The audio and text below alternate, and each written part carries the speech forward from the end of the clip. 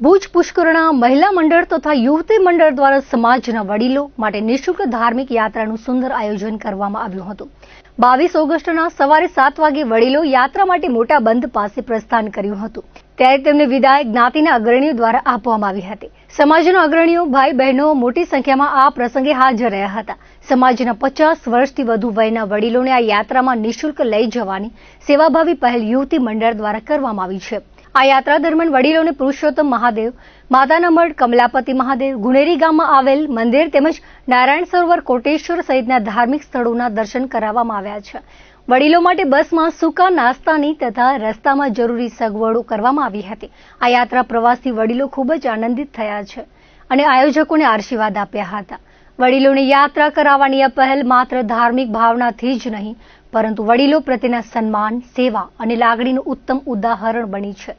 આજના સમયમાં યુવા પેઢી જ્યારે વિવિધ ક્ષેત્રોમાં વ્યસ્ત છે, ત્યારે સમાજના વડીલોને સાથે લઈ જઈ તેમની ખુશી અને આધ્યાત્મિક સંતોષ માટે આવી યાત્રાનું આયોજન કરવું ખરેખર અદલ પ્રેરણાદાયી પ્રવૃત્તિ છે।